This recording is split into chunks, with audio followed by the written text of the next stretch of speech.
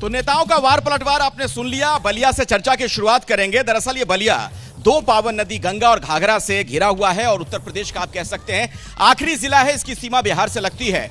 यहां के लोगों की समस्याओं पर तो बातचीत होगी, लेकिन आज प्रधानमंत्री मोदी ने जिस तरीके से राहुल गांधी पर, अखिलेश यादव पर हमला किया, उस पर भी हम चर्चा करेंगे।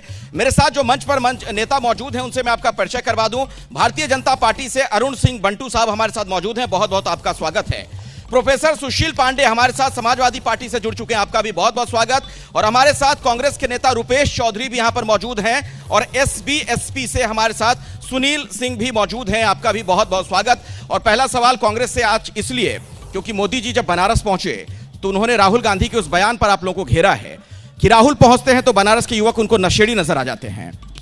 देखिए, मोदी जी का शुरू से काम रहा है राहुल गांधी जी के ऊपर टीका टिप्पणी करना और राजनीति की जो एक अलग बिसात वो बिछाना चाहते हैं। राहुल गांधी जी को हमेशा से घेरना चाहते हैं, लेकिन ऐसा कुछ है नहीं। राहुल गांधी जी अपनी दिशा पे बराबर लगे हुए हैं और चूंकि राहुल गांधी जी यात्रा कर रहे हैं और उन्हें बौखलाहट होती है, तो राहुल गांधी जी जहां जहां जाते हैं पीछे से मोदी जी जाते हैं और अनर्गल बयान देते हैं। उससे किसी प्रकार की राजनीति पे असर नहीं पड़ने वाला है।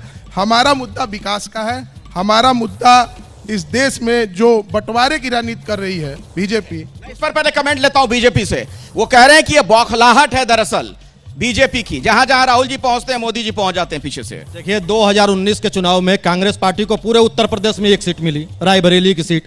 और ये दुर्भाग्य कहिए या सौभाग्य कहिए, उत्तर प्रदेश के एकमात्र सांसद, उन्होंने भी अपनी हार को देखते हुए राज्यसभा चुनना मतलब ज्यादा उनको जायज लगा कि वो राज्यसभा जिस पार्टी का नेतृत्व ही उत्तर प्रदेश के चुनाव से अपने आप को वॉकआउट कर रहा है, वो पार्टी उत्तर प्रदेश में किस आधार पर चुनाव लड़ने के प्रयास कर रही है। अच्छा, कांग्रेस के साथ आकर आप लोगों को क्या फायदा होने जा रहा है समाजवादी पार्टी को? ये फॉर्मूला तो पहले भी आजमा चुके हैं आप लोग। समाजवादी पार्टी हिंदुस्तान में फिरका परस्त ताकतों को रोकने के लिए, समाज को बांटने वाली ताकतों को रोकने के लिए किसी से भी हाथ मिलाने के लिए तैयार है। हमारा उद्देश्य है चालू लोगों से भी हाथ मिला लीजिएगा। अखिलेश यादव जी ने कहा था ना कांग्रेस के लिए बड़ी चालू पार्टी है, सावधान हो जाओ। मैं आपसे कह रहा हूं कि फिरका परस्त ताकतों को रोकने के लिए, समाज को बांटने वाली ताकतों को रोकने के लिए, भाई से लड़ाने वाली ताकतों को रोकने के लिए हम किसी से भी हाथ मिलाने के लिए तैयार हैं। तो अभी से कुछ महीने पहले जब विधानसभा का चुनाव हो रहा था तब कांग्रेस वाले चालू क्यों नजर आ रहे थे आप लोगों को? देखिए, विधानसभा का चुनाव मुख्यमंत्री के लिए होता है, लोकसभा का चुनाव प्रधानमंत्री के लिए होता है। दोनों के सवाल दूसरे हैं, दोनों के बिंदु दूसरे हैं, इसलिए दोनों के राजनीति भी अलग। दोनों की राजनीति अलग है, अपनी सहूलियत के मुताबिक आप समझा रहे हैं जनता को। एसपी कहां है इस चुनाव में? हैं तो आप लोग मोदी जी के साथ। हम तो वहां है कि जहां कांग्रेस नहीं है, बसपा नहीं है।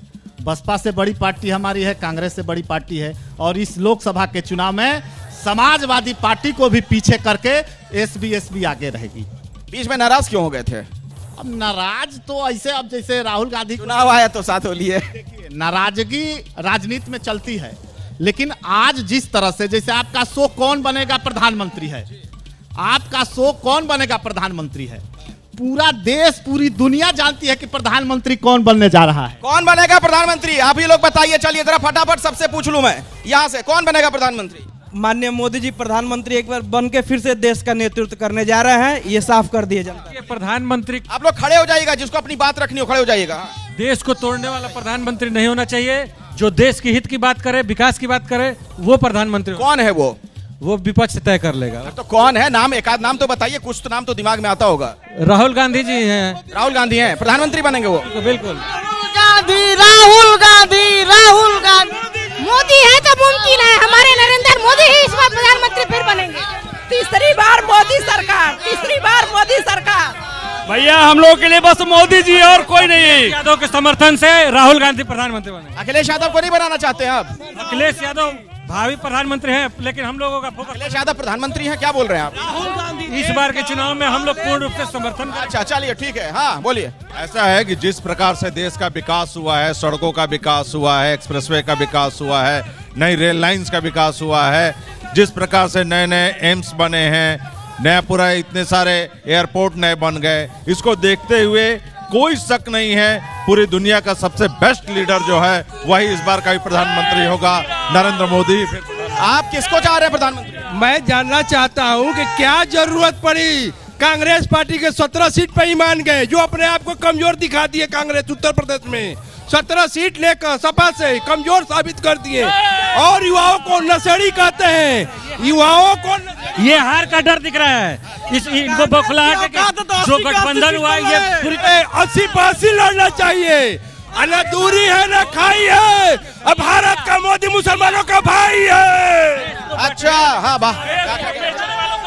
मैं घनश्याम दास जौहरी, नगर अध्यक्ष भाजपा। मैं एक बात बताना देना चाहता हूं कि भारत जब स्वतंत्र हुई तो उस समय सरदार वल्लभ भाई पटेल ने कहा कांग्रेस नाम भंग किया जाए। उसी समय हम वो न, ये कुछ नहीं, कांग्रेस के लोग गरीबों को लूटने का काम किया है, गरीब को गुलाम बना के रखते हैं। और मोदी जैसे ही घड़ी का काटा दोपहर 2:30 पे आए, बबीता जी का दिल सास बहू साजिश के लिए मचल जाए।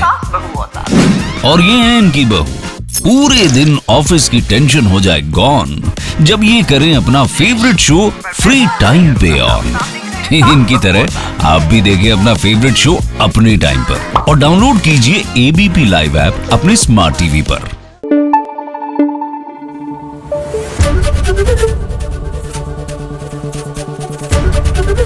एबीपी न्यूज आपको रखे आगे।